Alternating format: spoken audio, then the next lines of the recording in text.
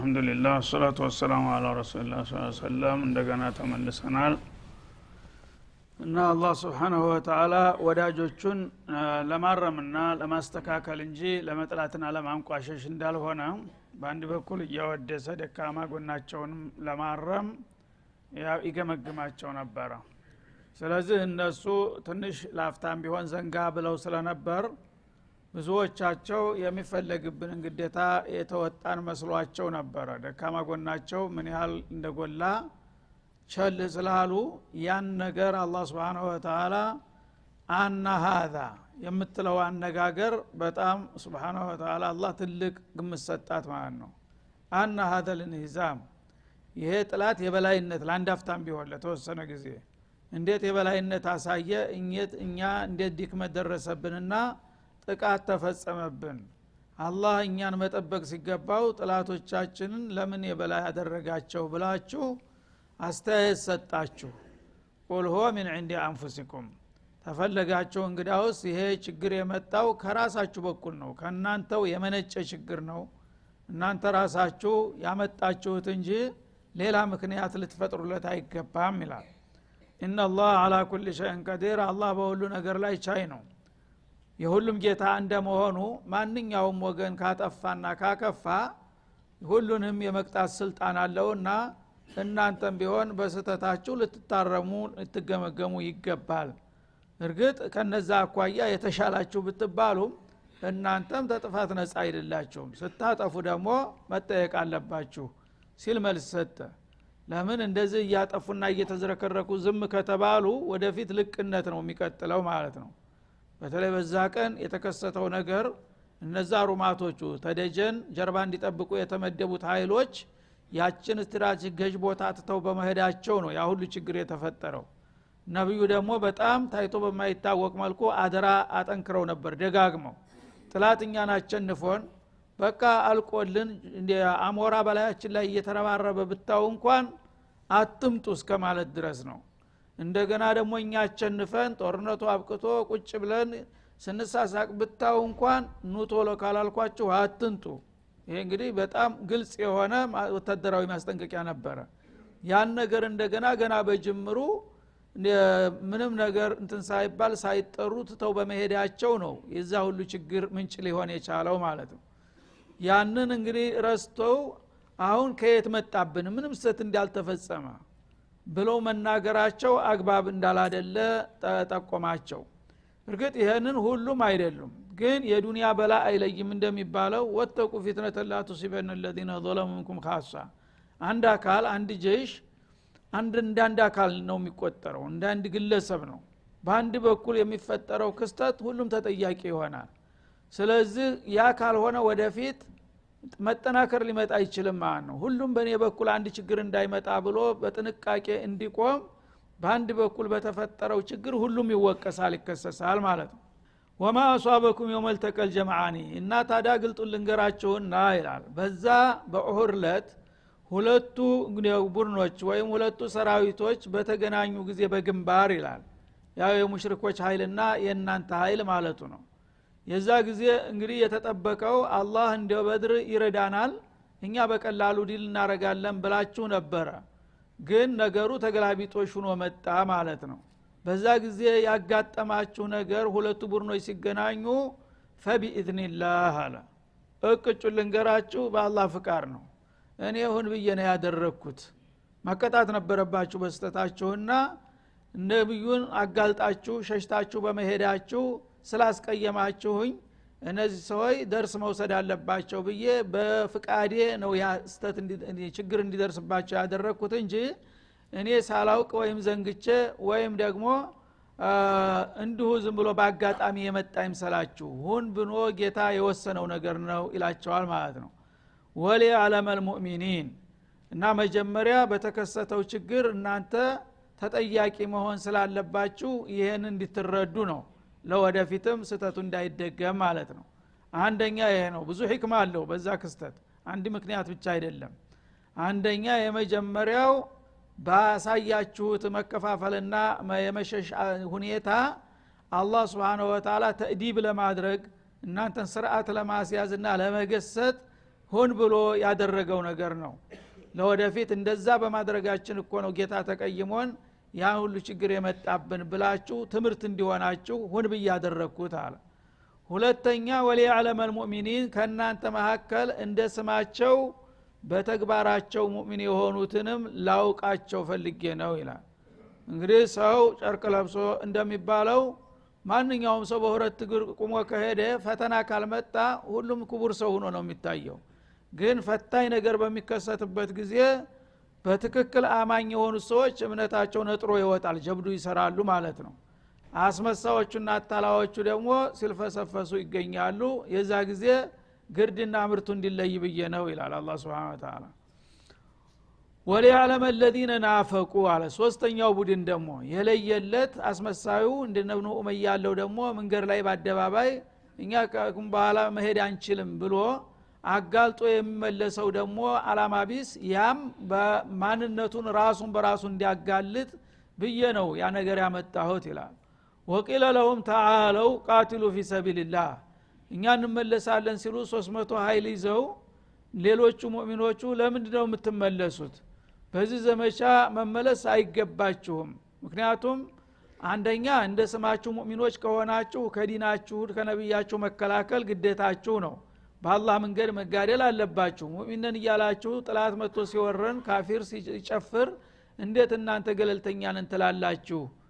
ተብለው ሲጠየቁ ያ አልተቀበሉትም ማለት ነው ምክንያቱም ኢማን የለምና ውስጡን ያን እንደማይቀበሉ ሲያውቁ ደግሞ በሁለተኛ አማራጭ ጠየቋቸው ምናሉ አው ይድፈዑ አሉ እንግዲህ እናንተ በኢማን ጉዳይ የማይሰማችሁ ከሆነ ይድኑ መጠቃትና የነብዩ መጎዳት የማያሳስባችሁ ከሆነ ቢያንስ እንኳን እንደዚህ ጋሏቸው አው ይድፈዑ አን ቢላዲኩም ወአህሊኩም እንደማንኛውም ዜጋ ጥላት ሲመጣ ሰው እምነቱ ምንም ይሁን በሀገሩ ላይ በህብረተሰቡ ላይ በወገኑ ላይ አንድ ነገር ሲመጣ ሀገር ላይ መከላከል ብሔራዊ ግዴታ ነው ስለዚህ በዚህ ደረጃ እንኳን ተከላከሉ ስለ ዲኑ ጉዳይ ከለላችሁ ተውት ግድ የለም ግን ይሄ ጥላት እኮ ከመጣ ዲን ያለውንም በዲኑ የሌለውንም በጥላት መልክ ሁሉንም ነው አጭዶ የሚሄደው ስለዚህ ቢያንስ እንኳን በዜግነት ሀገራችሁና ተወገናችሁ ለምን አትከላከሉም ብለው ተጠየቁ ማለት ነው ይህ ጥያቄ ሲቀርብ ምን ላይ ሰጡ قالوا لو نعلم قتالا لاتبعناكم አሉ ተነጭራሹ ላይ የላቸው ማለት ነው እኛ ጦርነት እኮ ብናውቅ ኑሮ እንከተላችሁ ነበር ችግሩ ግን ጦርነት አናቀም እኛ ከሴት የተሻልን አይደለንም መዋጋት ስለማናቀበት እናንተ ጎበዞቹ ሂዱ ብለን ነው ብለው ተሳለቁባቸው ማለት ነው እንግዲህ የመቀለዳቸው ነው እናንተ ወንዶቹ ጀግኖቹ ሂዱ እንጂ እኛማ ምን ሰውነንና ለማን ብለን ነው እንትን የምንለው ሲሉ ተነጭራሹ ተስፋ አስቆራጭ የሆነ መልስ ሰጡ ማለት ነው እና ጦርነት ያቃሉ እርግጥ ለርኩ ሰላማቸው ይዋጋሉ ግን እኛ አናቅም አያገባንም በዚህ ጉዳይ ማለታቸው ነው አንድ ይሄ ነው ሁለተኛ አሻሚ የሆነ ቃል ተንኮለኛ ሰው ሁሉ ጊዜ ዲፕሎማሲ የሆነ ቃል ነው የሚናገረው በአንድ በኩል አንድ ውጤት ከመጣ ለዛም ለዚህም መተርጎም የሚመች የተንጋለለ ቃል ይሰጣል ማለት ነው ለው ነዕለሙ ቂታል ማለት እንደው ዝም ብሎ ሁሉም ለማስፈራራትና ጉፍ ለማለት እንጂ በዛሬው ለጦርነት የሚካሄድ አልመሰለንም ምርማ የምታዋጉ መሆኑን ብናቅ አንመለስም ነበር ግን አዝማሚያውን ስናይ ጦርነቱ የሚካሄድ አልመሰለንምና ለማንኛውም ለሙከራ እናንተ ትበቃላችሁ ለጊዜው ግን እኛ ዛሬ ጦርነት ያለ አይመስለንም ነገ ምናልባት ያ ነገር ከተከሰተ ይሄን ምክንያት እንዲሆናቸው ማመቻቸታቸው ነው እኛ እኮ ይጀምራል መሰለንም ምናምን ብለው ሊያመልጡ ማለት ነው አንዱ ትርጉም ይሄ ሆነ እና ያም ሆነ ይህ እንግዲህ በእነዚህ በወገኖቻቸው ቀለዱ ማለት ነው እኛ ጦርነቱን ዛሬ ይጀምራል አልመሰለንም ይበሉም ወይም ደግሞ ጦርነቱን አናውቅበትም ብናውቅ ኑሮማ እንሳተፍ ነበረ እናንተ ናችሁ ጀግኖቹ ማለቱም የለየለት መሳለቅ ነው በዚህ መልክ የተመለሱ ይላል ለው ነዕለሙ ቂታለን ለተበዕናኩም እና ጦርነቱን ብናውቅበት ኑሮ ወይም ዛሬ ጦርነት እንደሚደረግ እርግጠኞች ብንሆን ኑሮ እኛ እንከተላችሁ እኮ ነበረ ግን ያ ነገር ስላልመሰለን ነው የተመለስ ነው ብለው መልስ የሚሰጡትን ወስላቶች ለይቶ ለማውጣት ብሎ ነው ያን ነገር ክስተቱን ያመጣው ይላል ሁም ሊልኩፍሪ የውመኢዝን አቅረቡ ሚንሁም ሊልኢማን ይችን መርዛማ ቃል ሲናገሩ ለው ነዕለሙ ቂታለን ለተበዕናኩም ሲሉ እነሱ በዛች እለት ወደ ኢማን ተነበራቸው ቀረቤታ ወደ ኩፍር የበለጠ ተጠጉ ይላል ማለት ነው። መጀመሪያ እንደዚህ ፈተና ስላልመጣ ላኢላሃ ኢላላህ ይላሉ፣ ሶላት ሲደርስ ይሰግዳሉ፣ ጾም ይጾማሉ፣ ሲታይ ለታዛቢ ሙእሚን ናቸው የሚለው ነበር የሚያመዝነው ማለት ነው። አሁን ግን በፈታኙ ሰዓት ለውና ዓለሙ ቂታለን ካለ ምን ቀረው? ወቀጥታ ወደ ኩፍር የጉያ መግባቱን አረጋገጠ፣ ራሱ ባንደበቱ መሰከረ ማለት ነው። ተናንተና ገሌ ሙናፊቅ ይሆናል የሚል ትንሽ እንኳን ጥርጣሬ ቢኖር አመዛኙ እንቅስቃሴው የሙስሊሞቹን ስራ ስለሚሳተፍ ሙእሚን ይሆናል ባክሱ አዞና አታድርግ በሙእሚን እየተባለ ይከራከሩ ነበር። አሁን ግን ይሄንን በዛ ይፈታን ሰዓት ለውና ዓለሙ ቂታል ለተባናኩም ሲል አብዛኛው ሰው እነዚህ ሰዎች ካፊር ናቸው ወደሚለው ድምዳሜ ደረሰ ማለት ነው። ምክንያቱም ሰው ከሚናገረው ነው ማንነቱ የሚታወቀው፣ ኸይረኛም ሆነ ሸረኛ ማለት ነው። ውስጥ የታመቀን ነገር ንግግር ነው የሚያጋልጠው። እና ሁም አቀረቡ ሚንሁም ለተባናኩም በሚሉበት ጊዜ ሁም ሊልኩፍሪ አቀረቡ ሚንሁም ሊልኢማን፣ ወደ ኩፍር ያላቸው ቀረቤታ ወደ ኢማን ካላቸው በጣም ጎላ ይላል ማለት ነው። አሁን ካፊር ናቸው ለካ እነዚህ ሰዎች የሚለው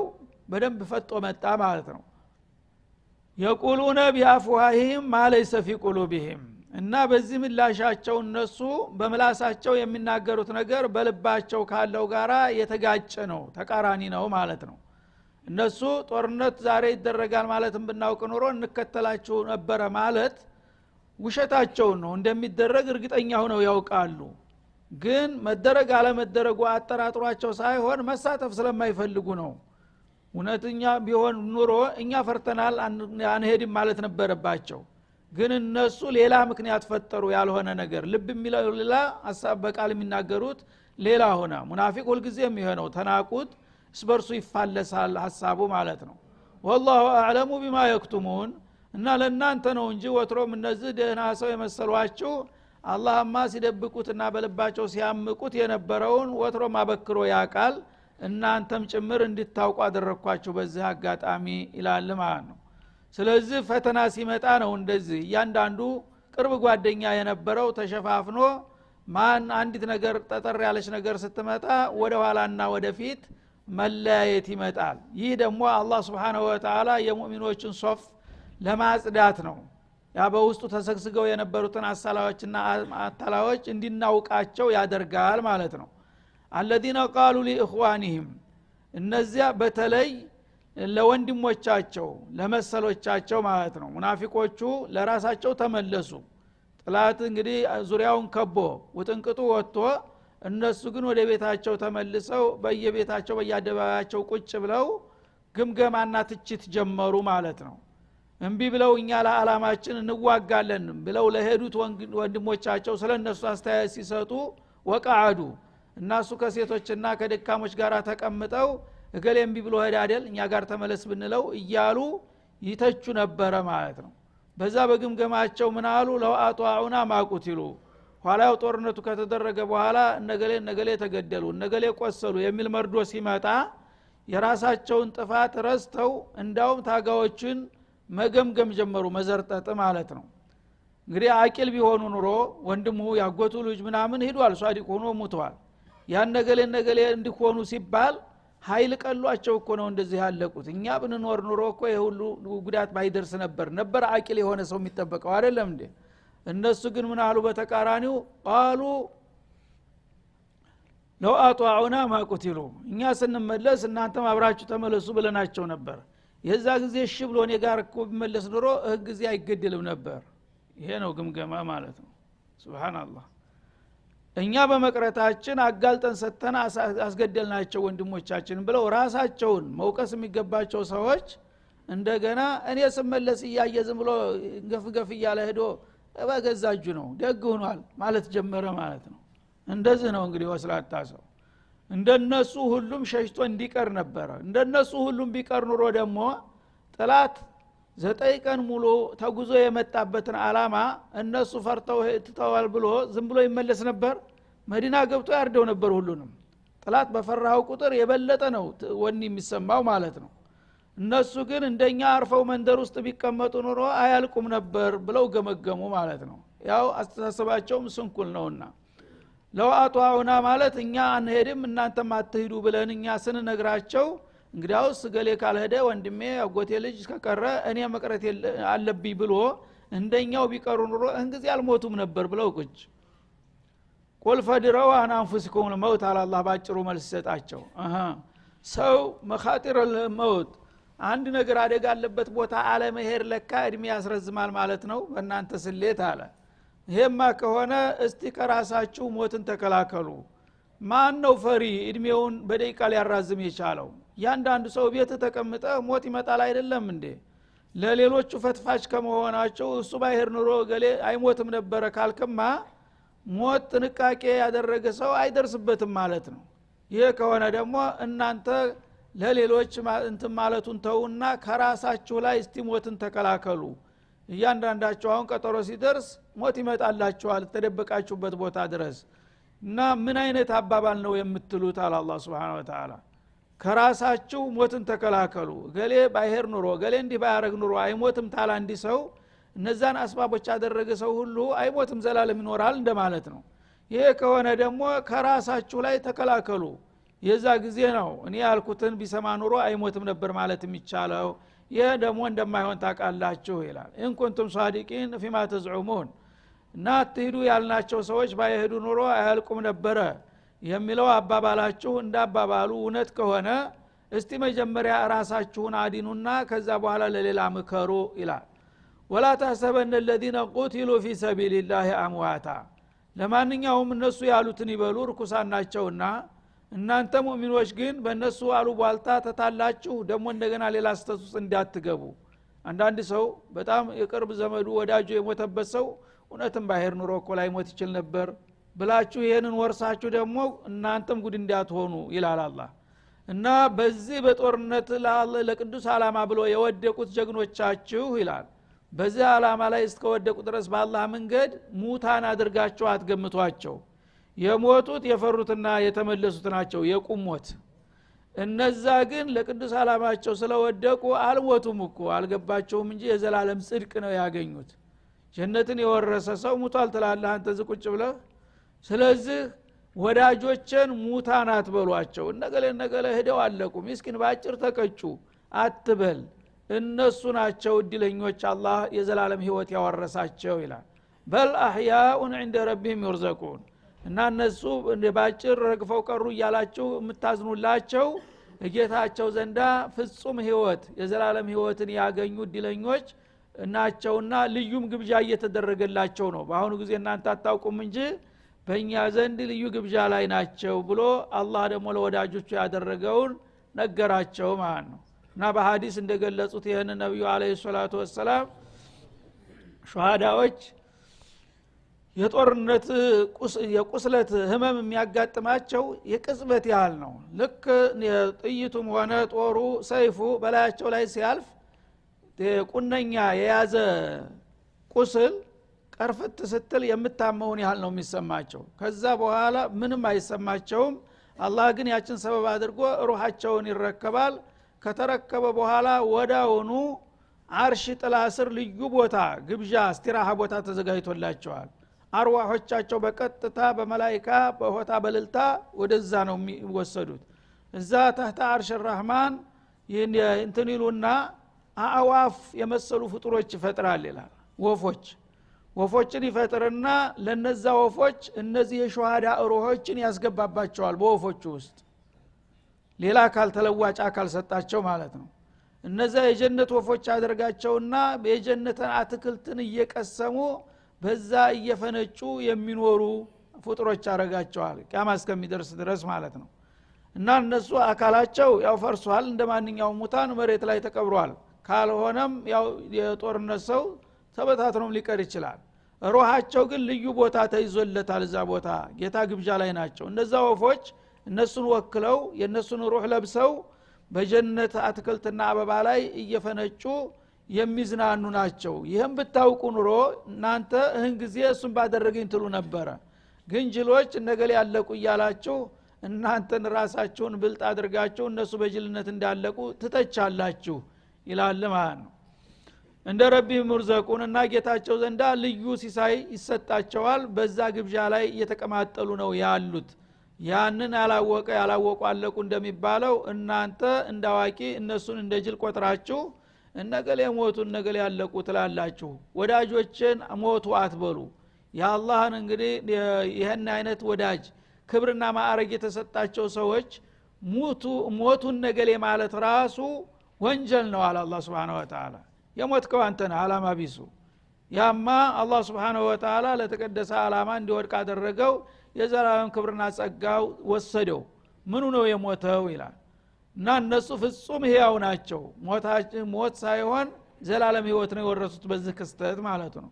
በመሆኑም عند ربهم مرزقون من نعيم الجنة ከጀነት ጸጋ ጌታቸው ዘንድ በየለቱ እየተመገቡ የሚኖሩ ናቸው ቂያማ ሲደርስ ደግሞ አካላቸው ተነስቶ እንደገና ሙሉ ሰው ሆነው ለዘላለሙ ወደ ጀነት ይጋበዛሉ በማለት የወዳጆቹን ውጤትም ይነግራል ማለት ነው እና በዛ ጊዜ የሚያገኙት ደስታ ፈሪሂነ ቢማ አታሁም الله من فضله እነሱ ሞትን ተበተሰብ ተወዳጅ ዘመድ ተለየን ብለው አያዝኑም እዛ ቦታ ላይ ውጤቱን ሲያዩት ማለት ነው እንግዳውሳ ደስተኞች ናቸው ሰርግ ምላሽ ላይ እንዳለ ሰው በከፍተኛ ደስታ ላይ ነው የሚገኙት አላህ በሰጣቸው ጸጋ ለካ የጦርነት የሚባለው ፊሰቢልላህ እኛ ስንፈራው ነበረ እንዲህ አይነት ውጤት የሚያመጣ ነገር ነበር ማለት ነው ለዚህስ ብዙ ጊዜ ተደጋግሜ በሞት እንኳን አንድ ጊዜ እያሉ በደስታ ላይ ናቸው እነሱ ኢላላ አላህ Subhanahu Wa Ta'ala በዛች እንግዲህ ሞት ባንድ አፍታ ናት የተወሰነ ደቂቃ ነው ሰው በዛች ነገር ግን ከላውን ተተሻገሩ በኋላ የተዘጋጀላቸውን ድግስ ሲያዩት ለምን ሞትን ብለው ጭራሽ አይሰማቸውም እንኳን የሞት አንድ ብቻ ሳይሆን ሁለት ሶስት ጊዜም ብንሞት ለዚህ ነገር فلذلك فليتنافس المتنافسون እንዳለው እነሱ በደስተኝነት ነው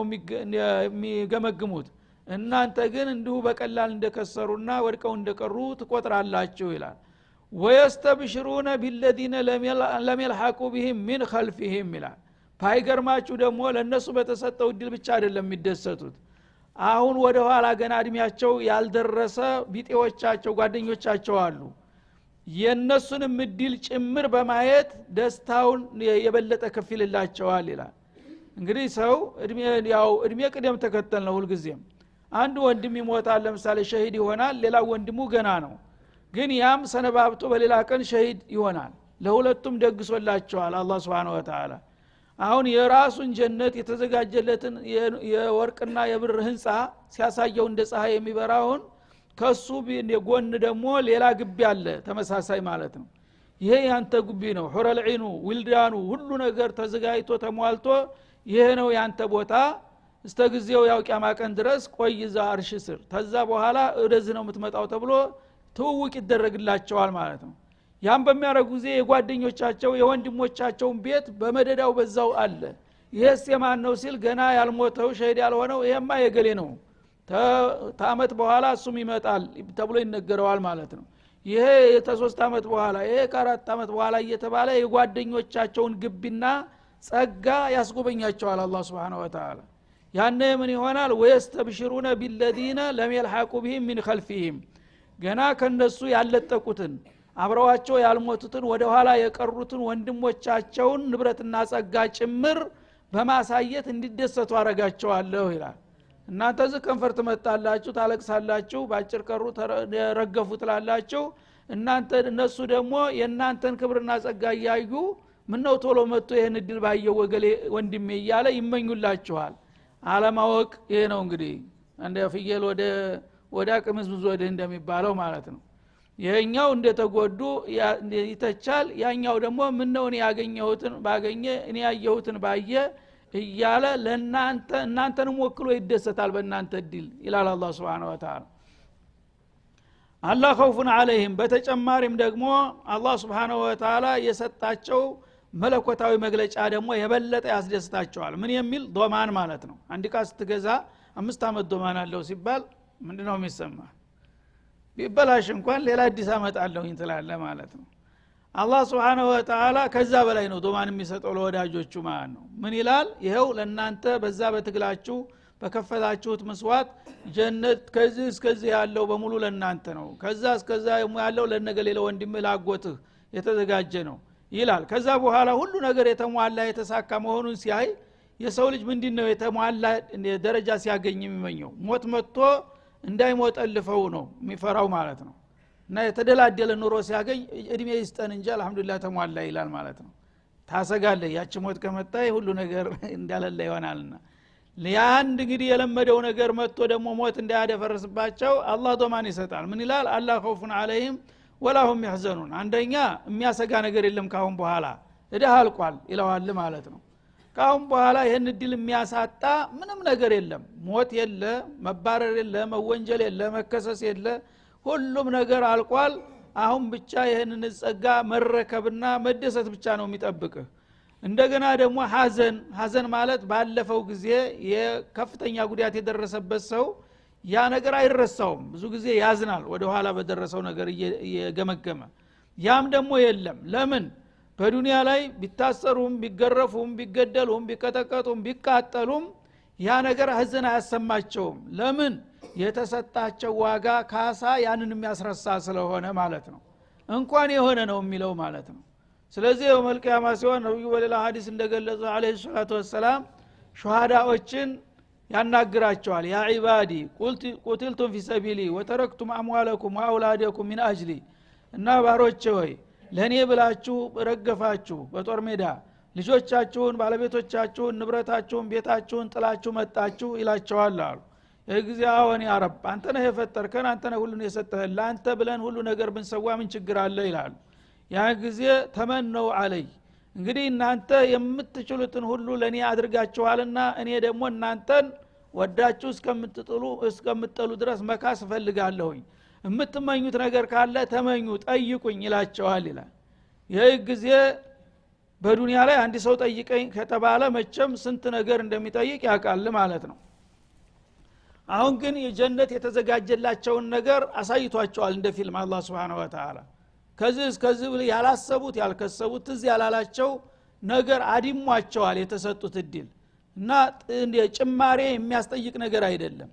ግራ ይጋባቸዋል እና አለም ትድخلنا الجنه አለም ትበይዱ ጁሃና አለም ያሉ የሁሉኛ ሳንጠይቅ በፊት የሚያስፈልገን ነገር ሁሉ አሟልተህልናል ምን የቀረ ነገር አለና እንጠይቀሃለን ይላሉ ለመጀመሪያ ጊዜ የሰው ልጅ በቃኝ ሲል ማለት ነው በዱንያ ላይ የፈለገውን ነገር ብታረግለት ሐልሚ መዚር ነው ጨምር ነው እንጂ በቃኝ የሚባል ነገር አይኖርም ማለት ነው እዛ ግን ወዶስ ተሚጣላ ስላሸከማቸው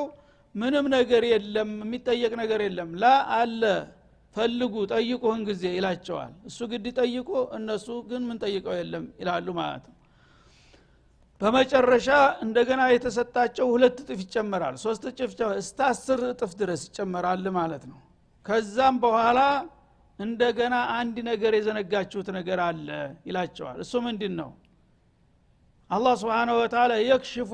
ሪዳ አልኪብሪያ በፊቱ በመሐከላቸው የሆነ የክብር የኑር መጋረጃ ነበር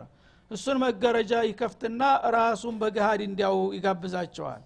ያኔ خلاص ያ የተሰጠው የጀነት ጸጋ ሁሉ እንደ ተራገል ሆኖ ይታያቸዋል ያደማቸዋል የአላህ አዟማ ክብር ማለት ነው ያ ደግሞ ሳይበቃ እንደገና ተመነው አሁንም ተመኙ ይላቸዋል አለቃችሁ አንድ ነገር ካልጠየቃችሁ ሲባሉ ይጨነቃሉ ምን እንጠይቅ ሹሃዳዎች እንግዲህ ልዩ መስዋዕት ስለከፈሉ እነሱ አስተሳሰባቸው ከፍ ያለ ነው ሌላው ምንም ነገር ሊጠይቀው የሚችለው ነገር ተዛላለው እነሱ ግን እንግዲህ የጠየቅነው ነገር የሚደረግልንማ ከሆነ እሺ ጥያቄ አለን ብለው ሹሃዳዎች እነሳሉ ይላሉ ምንድነው ሲላቸው እኛ በአንተ አላማ ላይ መሰዋታችን መሞታችን መቆራረጣችን ይሄን ያህል ዋጋ አምጥቶልናል ስለዚህ አሁን ስንገመግመው ዋጋው በጣም ግዙፍ ነው እና የኛ የሰራናት ግን አንድ ቀን ብቻ የተወሰነች ነገር ነው ያደረግነው አሁን እኛ ወደ ዱንያ መልሰንና እንደገና በአንተ መንገድ ላይ ተሰልፈን ደጋግመን መስዋዕት እንፈልጋለን የምታረክ ከሆነ ይሄ ነው ጥያቄያችን ይላል አይ ይሄማ አይፈቀድም ይላል ለምን ማንኛውም ሰው ከሞተ ወደ ዱንያ አይመለስም ህገወጥ ነው ጥያቄው ግን ምን ፈልጋችሁ ነው ይሄን ያደረጋችሁ መልሳችሁ ሄዳችሁ ብትሞቱ ሁለተኛም ሶስተኛም ብትገደሉ ደረጃ ልትጨምሩ ነው ከሆነ ሳትሄዱ በነፃ ተጨምሮላችኋል እዚሁ ይባላሉ ማለት ነው እና ይሄ ነው እንግዲህ አላህ Subhanahu Wa Ta'ala ለወዳጆቹ የደገሰው ማለት ነው ወላሁም ያህዘኑን እንግዲህ ባለፈው ዱንያ ላይ ተተውት በሄዱት ነገር በምንም ነገር አያዝኑም ወደፊት ደግሞ አንድ ችግር ይመጣል ብለውም አይፈሩም እዳቸው አልቋልና እነዚህን ሰዎች እናንተ ግን እንደቀላሉ ገሌ ሞተ ወድቆ ቀረ ትላላችሁ አደብ ግዙ አትሳሳቱ ይላል هذا وصلى الله وسلم على النبي